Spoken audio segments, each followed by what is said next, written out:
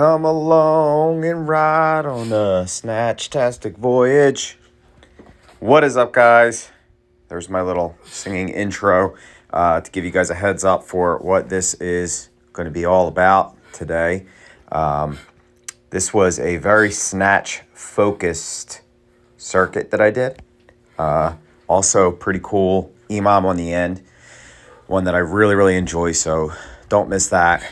Once again, if you like what I'm doing, if what I'm saying, how I'm training resonates with you, please like, please comment. I love getting the comments. I love hearing them. I love hearing what you guys have to say, and also subscribe and share it with somebody who you think would be interested in something like this.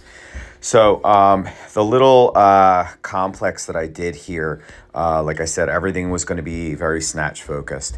So it was a row to a dead snatch, then to a half snatch, and then to a full snatch. Full snatch is something I don't do too much. I feel like the risk reward in that, just because my downward motion of my snatch technique is not perfect.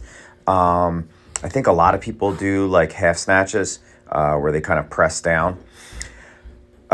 Maybe for the same reasons, maybe not.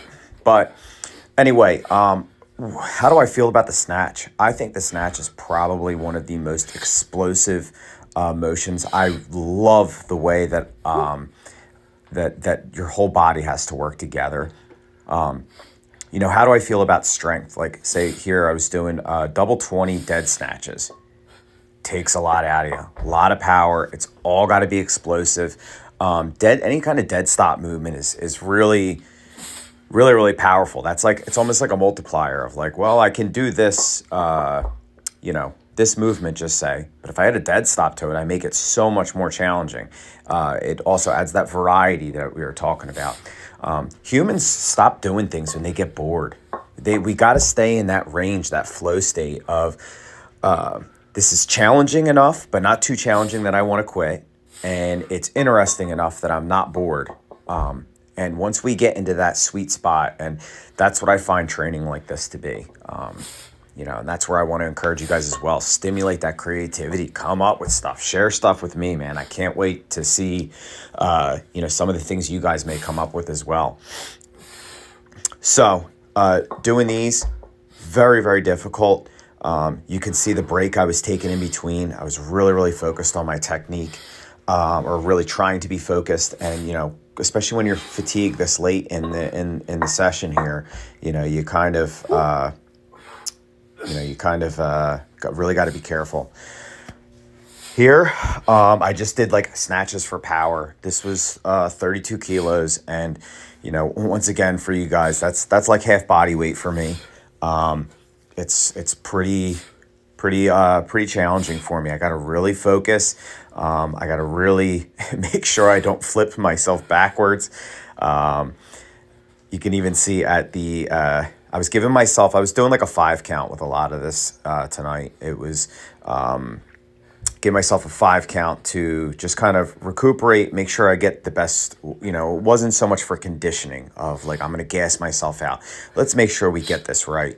You can see with my left side, one of these times, I think it's the last one. So I almost skipped the rep, and I kind of counted it out in my head real quick. And I said, oh, no. Well, then I had to pay for it, because then I had to do, a dead stop snatch with it. So I had to do another swing. You can see I just thought about it. What the hell am I doing here? And did that last one and almost flipped myself backwards. But like I said, the snatch, the jerk, long cycle, they are all really explosive movements. I mean, you could train your bicep, just say, and you'd have really strong biceps, or focus on one motion, right? And the point of like the snatch and the jerk and all those kinds of things with kettlebell, or anything you're doing it with, it doesn't have to just be kettlebells or any type of functional training, is I'm so intrigued at how you could have one weak muscle in a group and it will completely change everything, or make it almost undoable for you. So that's what I really have always liked about training like this. So the kind of like the grind that I was kind of doing here, and I do apologize, I kind of cut some of it out. I forgot the way that I was filming. I do have a new camera coming, which I'm pretty excited about. So, and I won't just be using my phone. But so the reason why I was doing this here, and this goes back to that, like, you know, if you look at these rows, they would almost kind of be considered like cheating. Well, that's not like a row. It's not like a strict row. Well, I'm not trying to do a strict row. If you kind of look at the motion that I'm doing that's almost like the motion of a snatch. Same thing with these shrugs here. It's like, well, you don't bend your bicep like that, but it's like, no. That's kind of the motion of pulling a kettlebell up for a snatch. So that's why I did them like that.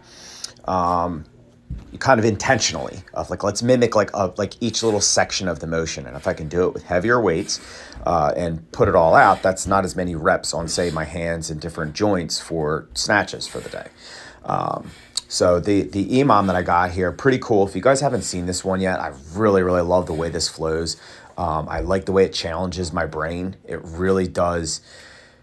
It keeps you kind of thinking, constantly. It doesn't slow down. I love the pace of it, but it's a dead snatch or a tactical dead snatch. And I just keep flipping back and forth and back and forth. I do it with light weight. I did this 10 reps for 10 minutes. So 100 reps of this. And it just, it's such light weight, but man, it really, really tunes you up. I really like doing these. They might look challenging to some, but they're very simple once you get the flow going. So love you guys. Once again, do not forget to like, share, subscribe, all that stuff. It really, really, really would help kind of spread what I'm doing here.